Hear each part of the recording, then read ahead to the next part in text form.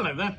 Today I'm taking a look at another gin, and this happens to be Chapel Down's Bacchus gin. This is an English gin. Now, Chapel Down is primarily a wine producer based in Tenterden in Kent in southern England, and amongst their various claims are that they're England's largest and best known producer of wines.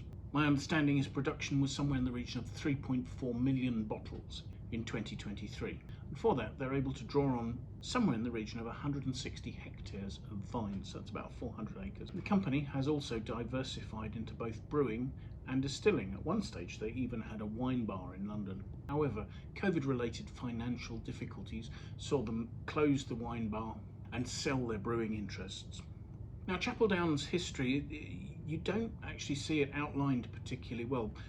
Perhaps because it's in its present iteration, it only goes back to 2002. However, the site at Tenterden has been one of England's leading vineyards. It was planted in 1977 by somebody called Stephen Skelton, who these days is a master of wine and has been viewed by some people as something of the godfather of English winemaking. Now, Stephen planted the vineyard on a farm that he and his family owned at that stage. Subsequent financial difficulties saw him sell the vineyard, and it went through several owners until in 1995 the company that was then called Chapel Down was founded, and Stephen continued as a director of that company, being the winemaker up until about 2000. At this stage the company again got into financial difficulties, and thus the current company that's called Chapel Down was actually founded in 2002. The grape varieties they grow are predominantly for sparkling wine, actually Chardonnay, Pinot Noir, they have Pinot Blanc, they also have Meunier, but as well as that they also grow Bacchus.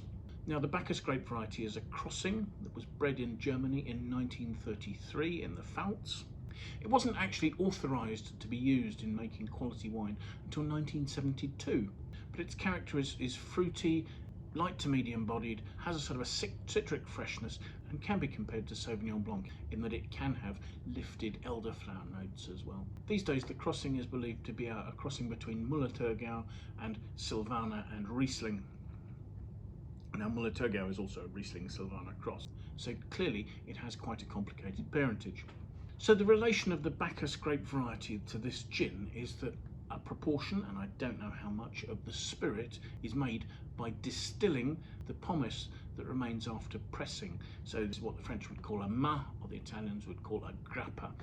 But we're also told that an English wheat spirit is included, so presumably the two spirits are blended and then redistilled to infuse the botanicals into the gin. The botanicals used are of course juniper, there's coriander, there's orange and lemon peel, elderflowers included, as are orris, angelica and lavender. And I believe the idea is to produce a fairly citric style of gin with delicate notes of herbs on the finish. As well as drinking it as a long drink, one of the cocktails suggested by the producers is the idea of making an English 75. So not a French 75, but an English 75. And the classic cocktail, the French 75, I think relates to the idea of champagne corks popping and relating those to a fairly effective French 75mm artillery piece of the First World War. So to make an English 75, you'd use 3 parts of Chapel Down Bacchus gin, to which you'd add 1 part of lemon juice and half a measure of a sugar syrup like sirop de gomme. Put those in a cocktail shaker with plenty of crushed ice, shake vigorously and pour out into a champagne flute. Half fill the champagne flute with your cocktail mix and then top that up with Chapel Down English sparkling wine. So yes, if you feel like having a go at making an English 75, do let us know how you get on in the comments box below. So, to taste the gin. We have a completely water white spirit.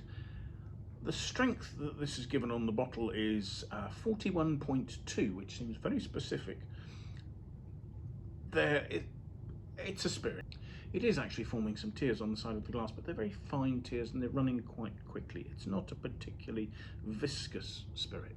So let's see what we make of the aroma, shall we? I have actually added a drop of water to this just to open up the aromas, because otherwise it's quite closed and quite spirity. I would guess that normally you drink this with tonic, so that will help to give much the same effect. The most apparent botanicals on the nose are the notes of citrus peel, predominantly lemon, but with a hint of the orange coming in just behind it just to add a bit more sort of roundness to it.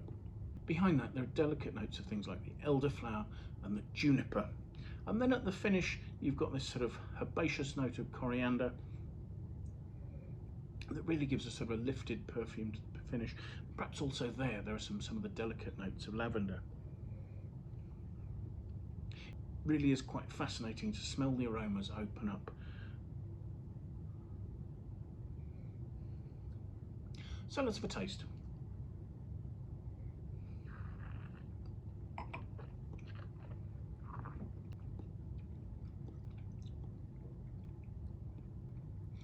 On the palate, there's a real freshness of the lemon peel running right through the palate.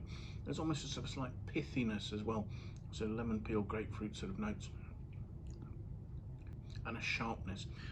I would say I don't think I necessarily recognise any flavours of Bacchus. Perhaps that sort of slightly citric note might be emphasised by that. There's an almost anise spicy minerality on the mid palate before the finish shows those perfumes of coriander and lavender. There may be touches of elderflower. On the other hand, perhaps that is the Bacchus just coming through. It's impossible to say.